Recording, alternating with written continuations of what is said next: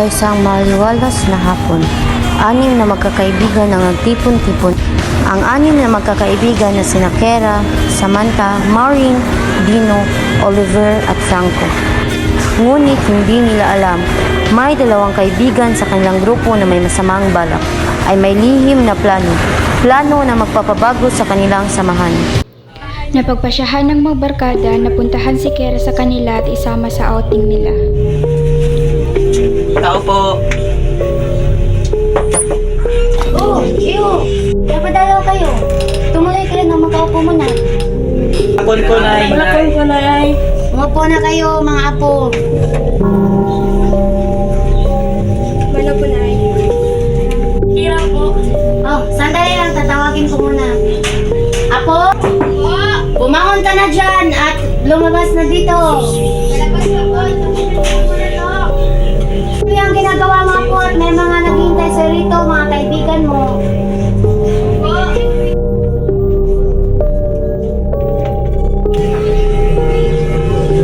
Nakikitain ka, no? Mama mo kaya ha? Sinasabi ko na sa'yo. Joke lang naman. Ito ba kasi pupunta? May lalangkarin lang. Saan ba si nanay? Mga unas doon yata sa...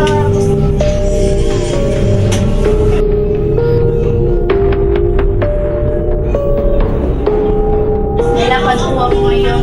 Umayang gabi na mo ako. Oh, siya ako. Basta huwag magpapagabi masyado na. Yes, po, ma'am. Pinuntahan ni Kera ang kanyang mga kaibigan na tila ba ang saya-saya. Alam mo ba yung mga sabi-sabi ng mga tao na may nakatira doon na yung sa sapul? Ano? At alam mo ba yung kung sino nasa likod mo? Ah,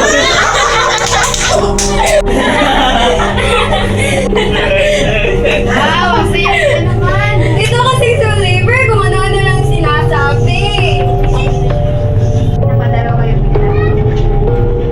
Because we'll take you with us on our outing there to the haunted dishes. Maganda naman dun. Besides, wala naman tayo pasok in the next days. Saan ba natin makahanap ang haunted na yan? You don't have to worry about it, Kiara. I got you all. Alam ko kung saan natin mahanap ang magandang mountain treasures na yan. Wow, may pagkachul ka pa ha. Niipis nga para mamamatay ka na sa takot eh. Sakit naman magsalita, Kiara. Wala, tamo, kakapo talaga kita sa dagat. Tsaka na, pag naging mermaid na si Me. By the way, guys, it says na puno is so pretty from the word haunted. Oo nga, hindi naman siguro. Well, find out.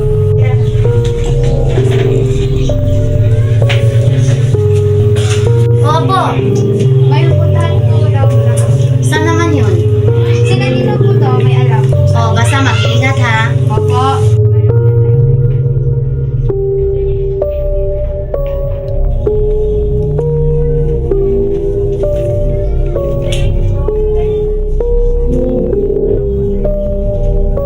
Ano po, Nay?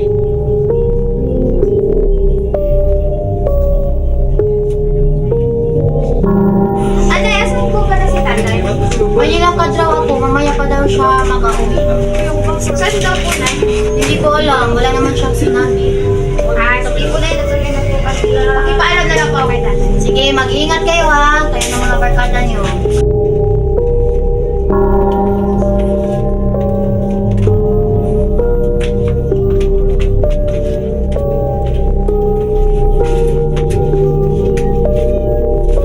Silang lahat ay naglakad palabas dahil si Manong Jello ay papunta na upang sila'y sunduin.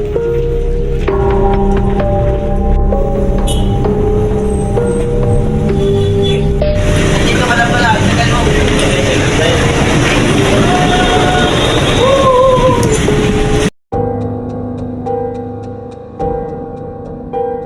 Ayaw mag-question about the haunted treasures.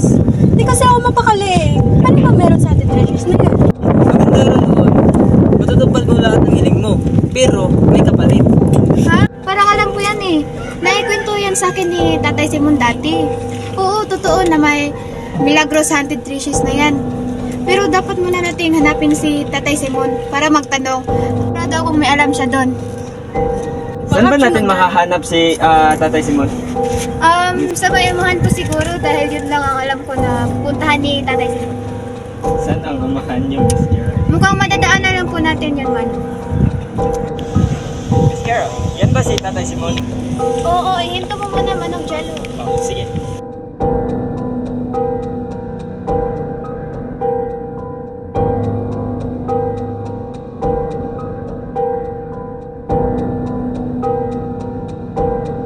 Saan kayo pupunta? Dami niyong dala. May pupuntahan ko kasi kami At saan naman yun, Apo? sa Haunted Trish's po. Di ba may alam kayo doon? Naikwento niya yan sa amin dati eh. Ha? Apo, pakayulit nga ng tanong mo. Ang sabi ko ho, may alam po ba kayo sa Haunted Trish? Oo, Apo. Bakit? Amin na maganda daw po ang mga tanawin roon. At matutupad po ang kung ano manghilingin ng isang tao. Ang lahat ng hilingin niyo sa puno na iyon. Nakapunta na ako doon noon. At meron akong isang bagay na hiling at kinabukasan na tupad. Ano po ba ang kapalit? Ano po ba ang dapat namin gawin?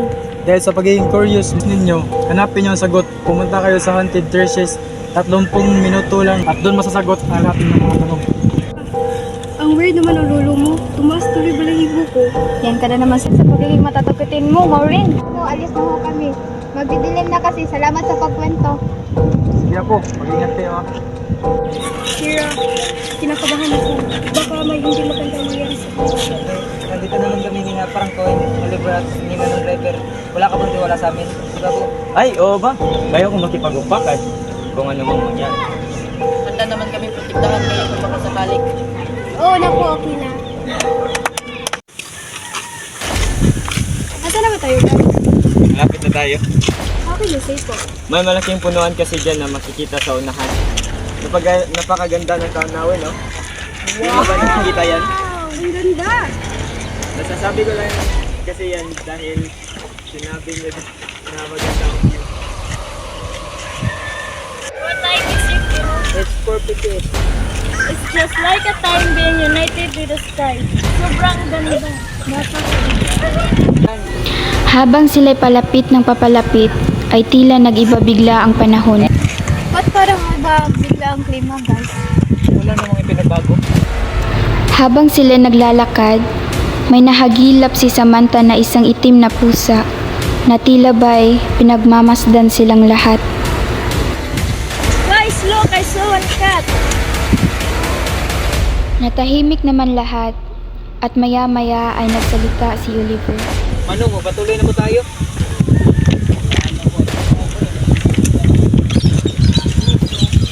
Sam, okay ka lang? Sila na nakita mo, ba't parang balik ka dyan?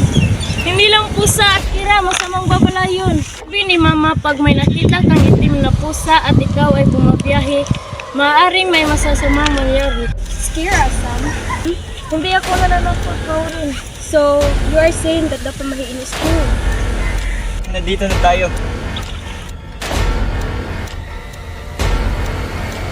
At pagkatapos maihatid ni Manong Jello ang mga bata, ay nagpaalam na siya para umuwi na. Napagpasyahan nilang maghiwa-hiwalay upang makapag-ikot. At si Oliver naman ay sinamahan si Kera.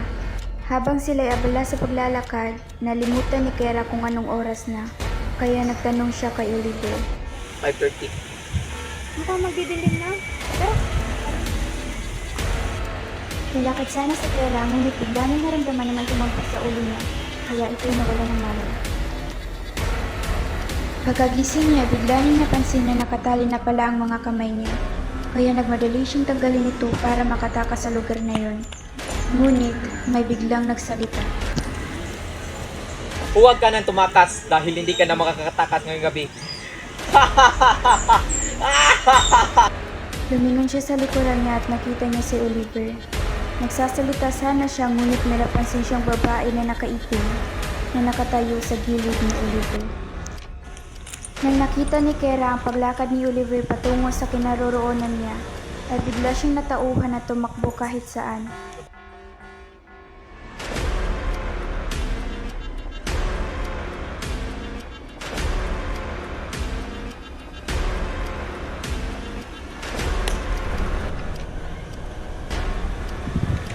Nang may nakita siyang isang liblib na lugar at siya nagtungo roon at nagtago habang takot na takot sa anumang pwedeng mangyari. Paglingon ni Oliver ay napansin niya na wala na si Kera sa kanyang likuran.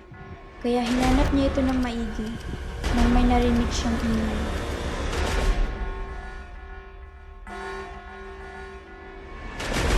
Please! Stop!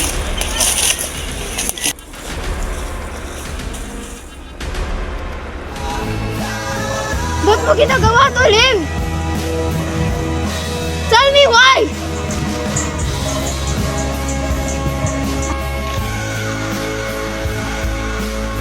Pagkatapos ang pasimit ni si Kera, pinagtulungan nilang dalawa na buhatin ito at dalhin ang bangkay nito sa punong pinangalan ng Hunted Wishes. Magkanya-kanya tayo sa paghanap. Ako doon sa ibabaw at ikaw, Dino, doon ka sa ibaba at ikaw naman, Maureen, sa kabila ka at ikaw, Franco, doon ka sa kaliwa. Dalawa na lang tayo maghanap kasi magdidilim na. Baka may mawala namang isa sa atin. Pwede, Maureen, mas matatagalan tayo sa paghahanap kung tig-dalawa tayo maghahanap. Paano nga kung may mawala na naman sa atin, Sam, ha? Na kung mawala, basta kasama natin si Kira sa pagbaba sa pisting lugar na to. Wow, amazing! Ang selfish mo naman, Sam. Kaya mong itaya ang mga buhay namin para mahanap ang putang babaeng yan. Kung sino mo ang selfish sa atin lahat. Ikaw yun, Maureen. Selfish ba, Sam, kung mas pipiliin kong mabuhay kaysa mamatay sa kakahanap sa kanya? Ang selfish mo sa part na yan, Maureen. Sobra! Puro kayo, Kira. Si Oliver, naisip niyo ba, ha? Sa pagtatalo niyo, mahanap pa natin ang mga yun. Pagkatapos nilang magtalo, nagkanya-kanya na silang maghanap kay Kera at kay Oliver hanggang sa Andiyan ka lang pala, ba't ikaw lang isa? Asan si Kera? Huwag lumapit, parang may mali. What do you mean? Nung napansin ni Franco na may mali kay Oliver, hinila niya naman ang kanyang kasintahan at umalis silang dalawa. At sa hindi inaasahan, nadatna nilang dalawa si Dino. Dino, let's go! Hindi nila inakala na si Dino pala at si Oliver ay magkakampi. Dino! Putangin na mo! At doon nila nalaman na pinatay pala nilang dalawa si Kera.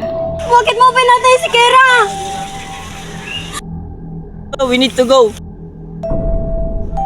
Dahil sa takot, tumakbo silang dalawa papalayo sa kanila ni Dino at Oliver at sila'y nagtago. Tinakpan ni Maureen ang kanyang bibig upang hindi makagawa ng ingay. At sa kabila ng lahat, nandyan pa rin si Franco para sa kanya. At naglakas loob silang lumabas at naghanap ng lugar upang makatakas. Ngunit habang naghahanap si Franco ng lugar, hindi niya namamalayan na si Maureen pala ay wala na sa kanyang likuran. Franco, lumabas ka na. Hawak ko yung girlfriend mo. Franco, tulungan mo ako. Makbo ka na. It's okay, don't worry about me. Please go! No, I won't leave you with these two bastards. Wag, maawa ka sa babae, leave. Pakawalan niyo na siya. Ako na lang, please.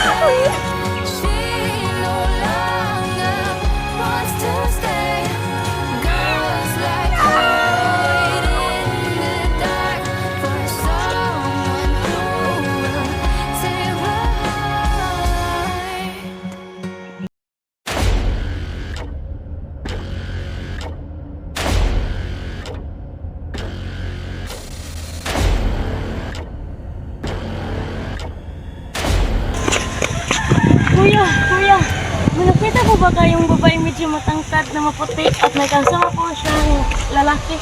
Nakarating lang din namin dito at wala kaming nakitang babae at lalaki. Umupo ka muna at uminom na tubig.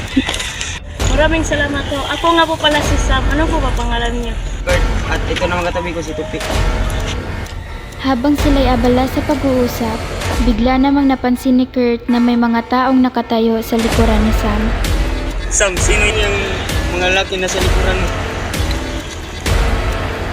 Dino, Oliver! Asan sila?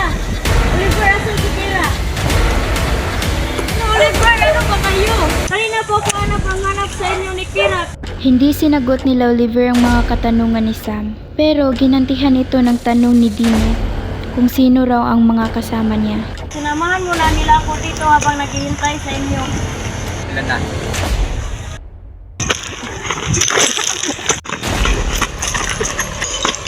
Sam, are you okay? Yes, Kurt, wala lang, tutakbo na tayo. Nang may nakita silang isang lugar, sila na may nagtago rito. Kaibigan mo ba talaga yun? Iwan ko, hindi ko lang kung ano nangyari. Ayaw ko pang mamatay. Tumayo na sina Dino at Oliver at naglakad para hanapin sila Sam hanggang sa may narinig silang umiyak. Tumayo naman si Kurt para maprotektahan sila Sam. Mga walang iya kayo, mga traidor. Pati sarili yung kaibigan, pinatay nyo. Wala kaming paki. Sa tingin mo, titigil pa kami? Malapit na matapos ang ritual. Isa na lang ang kulang. Pero nangayalan pa kayo. Pagkatapos marinig ni na Kurt at Tupe ang sinabi ni Dino, hindi na sila nagdalawang isip pa na bugbugin sila Dino at Oliver para maikulong ito dahil sa mga krimen na kanilang ginawa. Tinawagan ni Tupe ang kanyang kumpare na isang pulis para maipadampot sila Dino at Oliver. Hello pre, O, sino to? ako to si Tupe. Tulungan mo kami, may nahuli kaming mamamatay tao. Saan ka ba? Nandito kami sa abandonadong pasyalan na tinatawag na Haunted Treasures. Saan na kami dyan? Pinuntahan naman kaagad ni Tio Juan, Lazaro at Tio de Leon sila Tupe upang madampot ang sinasabing mga mamamatay tao. Naabutan nila itong walang malay at nakagapos ang mga kamay sa kanilang likuran, kaya dinampot kaagad nila ito at dinala sa kulungan. Mahal, patawarin mo ako. Ngunit kailangan ko itong gawin para sa atin. Ayos lang, naintindihan ko, mahal. Ayos lang, basta uwi ka pa rin sa akin kahit matapos. Patawaran mo ko, mahal ko. Sa'yo pa rin ako uuwi, pangako. Sige, puntahan mo na si Dia.